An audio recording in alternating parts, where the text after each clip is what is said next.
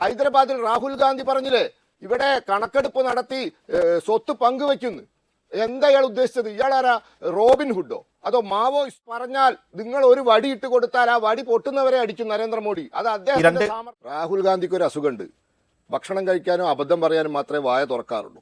അതിന് ചികിത്സ ഉണ്ടോന്ന് എനിക്ക് അറിഞ്ഞുകൂടാ. ശ്രീ ശിവത്രാഭൻ, തെരഞ്ഞെടുപ്പ് പ്രചരണ രംഗത്ത് വോട്ട് പിടിക്കുന്നതിന് വേണ്ടി മതത്തെ, വിശ്വാസത്തെ, ദൈവങ്ങളെ ഉപയോഗിക്കുന്നത് നിയമപരമാണോ? ഏത് റൂട്ടിലേക്കാ വണ്ടി തിരിക്കണേന്ന് എനിക്കിപ്പോ മനസ്സിലായി. ഒരു ചെറിയ കുറച്ച് ചരിത്രത്തിലേക്ക് ഒന്ന് പോയിക്കോട്ടെ. ഇവിടെ ലിജു ഭരണഘടന സംരക്ഷിക്കുന്നതിനെ പറ്റിയും BJP ഭരണഘടനയെ തകർക്കാൻ പോകുന്നതിനെ പറ്റിയൊക്കെ പറഞ്ഞു. ഈ രാജ്യത്തെ അടിയന്തരാവസ്ഥ പ്രഖ്യാപിക്കാനുണ്ടായ കാരണം സുരേഷിന് ഓർമ്മയുണ്ടാവും. 1975 ജൂൺ മാസത്തിൽ അലഹബാദ് ഹൈക്കോടതി ഒരു വിധി പറയുന്നു. എന്താ അറിയോ? That Srimati Indira Gandhi has indulged in corrupt practices to win Raebareli election of 1971. അപ്പത്താ തട്ടിപ്പാണല്ലേ? എന്താ തെളിയിച്ചറിയോ? സർക്കാർ വാഹനങ്ങൾ ഈ റായ്ബറേലിയിലെ ഇലക്ഷൻ, ഇന്ദിരാഗാന്ധിയുടെ ഇലക്ഷന് വേണ്ടി ഗവൺമെന്റ് ജീപ്പുകൾ വരെ ഉപയോഗിച്ചിരുന്നു. അന്നും ഈ രാജ്യത്തിന്റെ ഭരണഘടന, തെരഞ്ഞെടുപ്പ് കമ്മീഷന് ഈ അധികാരങ്ങളൊക്കെ കൊടുത്തിരുന്നു. അപ്പോൾ ആ അധികാരങ്ങളൊക്കെ ഉണ്ടായിരുന്ന ഇലക്ഷൻ കമ്മീഷൻ നോക്കുകുത്തിയായി നിന്നുകൊണ്ട് ഇതിനൊക്കെ മൗനമായ സമ്മതം കൊടുത്തു. സർക്കാർ വാഹനങ്ങൾ ഉപയോഗിച്ച് ഇന്ദിരാഗാന്ധി തെരഞ്ഞെടുപ്പ് പ്രചരണം നടത്തി. അത് അലഹബാദ് ഹൈക്കോടതി തെളിയിച്ചപ്പോൾ ഇന്ദിരാഗാന്ധിയുടെ തെരഞ്ഞെടുപ്പ് റദ്ദാക്കി. അതിന് ഇന്ദിരാഗാന്ധി സുപ്രീം കോടതിയിൽ അപ്പീൽ കൊടുത്തപ്പോൾ justice VR Krishna Iyer conditional stay കൊടുത്തു. ഇന്ദിരാഗാന്ധിക്ക് പ്രധാനമന്ത്രിയായി തുടരാം, പക്ഷേ പാർലമെന്റിൽ വോട്ട് ചെയ്യാൻ പാടില്ല. കോൺഗ്രസിനെ ഒരു തരത്തിലും അത് ബാധിക്കില്ലായിരുന്നു. കാരണം 300-ലധികം MP-മാർ 71 തെരഞ്ഞെടുപ്പിൽ കോൺഗ്രസിന് കിട്ടിയിരുന്നു. അന്നാണ് ഇന്ദിരാഗാന്ധി അടിയന്തരാവസ്ഥ പ്രഖ്യാപിച്ചത്. ഒരു ഭരണഘടനാ ഭേദഗതി, 42ാം ഭരണഘടനാ ഭേദഗതി കൊണ്ടുവന്നു. എന്താ അറിയോ?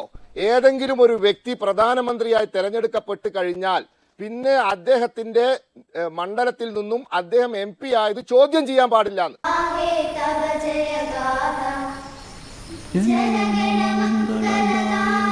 ഒരു ഭരണഘടനാ ഭേദഗതിക്ക് പാർലമെന്ററി ജനാധിപത്യത്തിന്റെ ചരിത്രത്തിൽ ആദ്യമായി മുൻകാല പ്രാബല്യം കൊടുത്തു. സുഷമ സ്വരാജിന്റെ വാക്കുകൾ കടമെടുത്താൽ പാർലമെന്ററി ജനാധിപത്യം കണ്ടുപിടിച്ച ബ്രിട്ടീഷുകാർ ഇത് കണ്ട് തലചുറ്റി വീണു എന്നാ പറഞ്ഞത്. അതൊക്കെ ചെയ്ത കോൺഗ്രസുകാർ ഇന്ന് പറയുന്നു ഭരണഘടനയെ ഞങ്ങൾ നശിപ്പിക്കാൻ പോകുന്നു.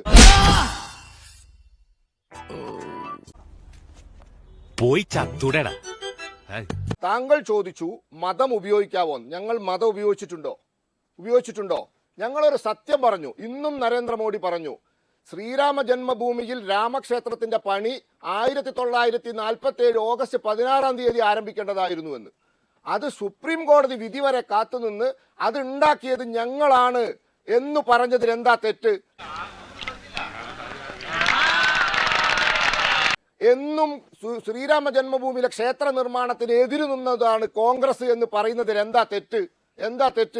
അതല്ലേ കോൺഗ്രസ് ചെയ്തത്? അത് ഞങ്ങൾക്ക് പറഞ്ഞുകൂടാ? ഈ രാജ്യത്ത് 14% വരുന്ന രാജ്യത്തെ ഏറ്റവും വലിയ റിലീജിയസ് മൈനോറിറ്റി ആയ മുസ്ലിങ്ങളുടെ പേര് ഈ പ്രചരണത്തിലുടനീളം രാജ്യത്തിന്റെ പ്രധാനമന്ത്രി എന്തുകൊണ്ടാണ് മുസ്ലിം എന്നുള്ള പദം അദ്ദേഹത്തിന്റെ എല്ലാ തെരഞ്ഞെടുപ്പ് പ്രചരണങ്ങളിലും, യോഗങ്ങളിലും, പ്രസംഗങ്ങളിലും ആവർത്തിച്ച് ഉന്നയിക്കുന്നത്? അതിന് ഉത്തരവാദി 2 കോൺഗ്രസ് നേതാക്കന്മാരാണ്. YS രാജശേഖർ റെഡ്ഡി എന്ന ആന്ധ്ര മുഖ്യമന്ത്രിയായിരുന്ന ആളും മൻമോഹൻ സിംഗുമാണ് ഉത്തരവാദി. YS രാജശേഖർ റെഡ്ഡി ഇന്ത്യൻ ഭരണഘടനയ്ക്ക് വിരുദ്ധമായി മതത്തിന്റെ അടിസ്ഥാനത്തിൽ ആന്ധ്രയിൽ 5% മുസ്ലിം സംവരണം കൊണ്ടുവന്നു. അപ്പോൾ ഈ മതത്തിന്റെ അടിസ്ഥാനത്തിൽ കോൺഗ്രസ് സംവരണം കൊണ്ടുവന്ന് മുസ്ലിങ്ങൾക്ക് കൊടുക്കുമെന്ന് നരേന്ദ്രമോദി പറഞ്ഞത് ആന്ധ്രയിൽ അനുഭവം വെച്ചിട്ടാണ്. നിനക്കതൊക്കെ എങ്ങനെയാ സാധിക്കുന്നത്? കുറേ കാര്യങ്ങൾക്ക് മറുപടി പറയേണ്ടതുണ്ട്. ഒന്ന്, BJP പ്രതിനിധി കുറേ സമയം സംസാരിച്ചു. അദ്ദേഹം ചരിത്രത്തെ ഉദ്ദേശിച്ച് സംസാരിച്ചു, അതോടൊപ്പം തന്നെ അവരുടെ നിലപാടുകളെക്കുറിച്ച് സംസാരിച്ചു. അപ്പോൾ കുറേ കാര്യങ്ങൾ, വസ്തുതാവിരുദ്ധമായ കാര്യങ്ങൾ പറഞ്ഞതുകൊണ്ട് അത് കുറേയൊക്കെ തന്നെ അതിന് മറുപടി പറയേണ്ടതുണ്ട്. ഒന്നാദ്യം നമുക്ക് ഈ അടിയന്തരാവസ്ഥയെക്കുറിച്ച് തന്നെ പറയാം. ഓഹോ, കളി പഠിച്ചിട്ട് വന്നിരിക്കുകയാണല്ലേ. അടിയന്തരാവസ്ഥയിൽ ഭരണഘടനാ വിരുദ്ധമായിട്ട് എന്തെങ്കിലും ഉണ്ടോ?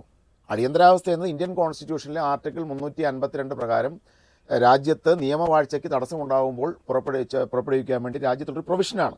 ചാടി എഴുന്നേറ്റ് പഞ്ചായത്ത് ഗ്രൗണ്ട് വഴി 2 റൗണ്ട് ഓടി ഒന്ന് പോടോ. അല്ലാതെ അത് ഭരണഘടനാ വിരുദ്ധമായിട്ട് ഏകാധിപത്യം അടിച്ചേൽപ്പിക്കുന്ന ഒരു സംവിധാനമൊന്നും ഇതിൽ അടിയന്തരാവസ്ഥയിൽ ഉണ്ടായിട്ടില്ല. കഴിഞ്ഞ എക്സ്ട്രാordinary കഥ ജസ്റ്റിസ് ജഗൻമോഹൻ ലാൽ സിൻഹ ഇന്ദിരാഗാന്ധിയെ അയോഗ്യയാക്കിക്കൊണ്ട് വിധി പുറപ്പെടുവിച്ചത്. ഇന്ദിരാഗാന്ധിയുടെ ഏറ്റവും വലിയ വിമർശകർ പോലും പറഞ്ഞെന്താണെന്ന് അറിയാം, അന്നത്തെ capital punishment for A petty offence, petty കേസിന് തൂക്കിക്കൊല്ലാൻ വിധിച്ചു എന്ന് പറഞ്ഞതുപോലെ ഒരു വിധിയായിരുന്നു അന്ന് ജസ്റ്റിസ് ജഗൻമോഹൻ ലാൽ സിൻഹ പുറപ്പെടുവിച്ച വിധി. ഇവിടെ പറയുന്ന നിനക്കില്ലേലും കേൾക്കുന്ന എനിക്കില്ലടാ ഒരു ചളുപ്പ്. ഒന്ന് ഈ ലിജു ഇവിടെ പറയണ്ടായി തെരഞ്ഞെടുപ്പ് കമ്മീഷൻ മുഴുവൻ തകരാറാണ്. തെലുങ്കാനയിൽ നിങ്ങൾ ജയിച്ചപ്പോൾ നല്ല കമ്മീഷനായിരുന്നു അല്ലേ? നിന്റെ ഒടുക്കത്തെ തുമ്പലാണെന്ന് നീ മറക്കണ്ട. കർണാടകയിൽ നിങ്ങൾ ജയിച്ചപ്പോൾ നല്ല കമ്മീഷനായിരുന്നു അല്ലേ? ഹിമാചലിൽ നിങ്ങൾ ജയിച്ചപ്പോൾ നല്ല കമ്മീഷനായിരുന്നു അല്ലേ? പഞ്ചാബിൽ ആം ആദ്മി പാർട്ടി ജയിച്ചപ്പോൾ നല്ല കമ്മീഷനായിരുന്നു അല്ലേ? പെട്ടെന്ന് ചീത്തയായി.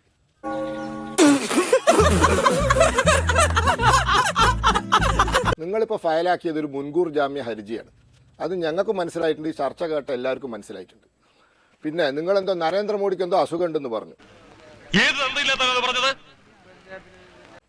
രാഹുൽ ഗാന്ധിക്ക് ഒരു അസുഖമുണ്ട്, ഭക്ഷണം കഴിക്കാനും അബദ്ധം പറയാനും മാത്രമേ വായ തുറക്കാറുള്ളൂ. അതിന് ചികിത്സ ഉണ്ടോയെന്ന് എനിക്കറിഞ്ഞുകൂടാ. ചെറിയ വട കൊടുത്ത് വലിയ വട വാങ്ങിച്ചു. ഒരു സുപ്രഭാതത്തിൽ ഒരു സംസ്ഥാനത്തെ മുസ്ലിങ്ങളെ മുഴുവൻ സംവരണത്തിന്റെ പരിധി കൊണ്ടുവരിക, അതിനെയാണ് ഞങ്ങൾ എതിർക്കുന്നത്. കോൺഗ്രസ് ചെയ്താലും സമ്മതിക്കില്ല, തെലുങ്കുദേശം ചെയ്താലും സമ്മതിക്കില്ല. പണ്ട് എന്താ പറയാ YSR ചെയ്യാൻ തയ്യാറായപ്പോഴും ഞങ്ങൾ തന്നെയാണ് കോടതിയിൽ പോയി റദ്ദാക്കിയത്. അത് കോൺഗ്രസ് ഏത് സ്റ്റേറ്റ് ചെയ്തതിനെ കുറിച്ചാണ് പറഞ്ഞേ? അത് റദ്ദാക്കിയതാണ് സുപ്രീം കോടതി. അതെ, YSR റെഡ്ഡി കോൺഗ്രസ് ആയിരുന്നല്ലോ. അദ്ദേഹം കോൺഗ്രസ് ആയിരുന്നു അന്ന്. അദ്ദേഹത്തിന്റെ മകൻ അദ്ദേഹം മരിച്ചതിന് ശേഷമല്ലേ വേറെ പാർട്ടി ഉണ്ടാക്കിയത്. താങ്കൾ പറഞ്ഞു എന്ത് വിദ്വേഷ പ്രസംഗം. ഞങ്ങൾ ചില കാര്യങ്ങൾ പറയും. മൻമോഹൻ സിംഗ് പറഞ്ഞില്ലേ the first right on India's resources are for minorities especially the Muslims. അതിനെ ഞങ്ങൾ ഉപയോഗിക്കുന്നു. അതിന് ഞങ്ങൾ 25 കൊല്ലം കഴിഞ്ഞാലും ഞങ്ങൾ ഉപയോഗിക്കും. ഈശ്വര, ഇതൊക്കെ എന്റെ തലയിലാവൂലോ. അതെങ്ങനെ നിന്റെ തലയിലാവണം? പിന്നെ നീ കയറിയേക്കോ. അതിന്റെ ഒരു കുറവ് മാത്രമേ ഉള്ളൂ. ഹൈദരാബാദിൽ രാഹുൽ ഗാന്ധി പറഞ്ഞില്ലേ ഇവിടെ കണക്കെടുപ്പ് നടത്തി സ്വത്ത് പങ്കുവെക്കുന്നു. എന്താ ഇയാൾ ഉദ്ദേശിച്ചത്? ഇയാളാരാ, റോബിൻ ഹുഡോ അതോ മാവോയിസ്റ്റോ? ഇവൻ പറയുന്നത് വിശ്വസിക്കരുത്. ഇവൻ ഭക്ഷണം കഴിക്കാനും കള്ളം പറയാനും മാത്രമാണ് വാ തുറക്കുന്നത്. ഇയാളാരാ, മാവോയോ അതോ റോബിൻ ഹുഡോ? ഇന്ത്യയിലെ ആളുകളെ ഇത് പരമ്പരാഗത സ്വത്താണോ ഇന്ന് ഇന്ത്യ കയ്യിലുള്ളത്, അല്ലെങ്കിൽ നിങ്ങളുടെ കയ്യിലുള്ളത്? നമ്മളൊക്കെ അഡ്വാൻസ് ഉണ്ടാക്കിയ സ്വത്താണ് നമ്മളെ കയ്യിലുള്ളത്. അപ്പോൾ ഈ രാജ്യത്ത് ആ സ്വത്തിന് കണക്കെടുത്ത് വീതം വെക്കുന്ന എന്തെങ്കിലും അബദ്ധം വിളിച്ചു പറയാ, കാര്യങ്ങളൊക്കെ കൈവിട്ട് പോയല്ലോ തിരുവട്ടമാ. അതൊക്കെ പറഞ്ഞാൽ നിങ്ങൾ ഒരു വടി ഇട്ട് കൊടുത്താൽ ആ വടി പൊട്ടുന്നവരെ അടിക്കും നരേന്ദ്രമോദി. അത് അദ്ദേഹത്തിന്റെ സാമർത്ഥ്യം. മൻമോഹൻ സിംഗ് പറഞ്ഞതും YSR റെഡ്ഡി ചെയ്തതും രാഹുൽ ഗാന്ധി പറഞ്ഞതും ഞങ്ങൾ ഉപയോഗിച്ചു.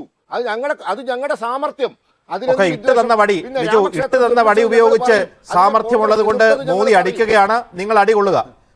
ഒരുത്തൻ അപകടം പറ്റി ആസ്പത്രി കേൾക്കുമ്പോഴല്ല ചെറ്റവർത്താനം പറയല്, മനസ്സിലായോ? ഇനി ഇത് ആവർത്തിക്കരുത്. അനിയാ പോട്ടെ, അമ്പിമോനെ പോട്ടറ. സാറേ ഒന്നും വിചാരിക്കില്ലേ മക്കളെ, മാമനോടൊന്നും തോന്നല്ലേ?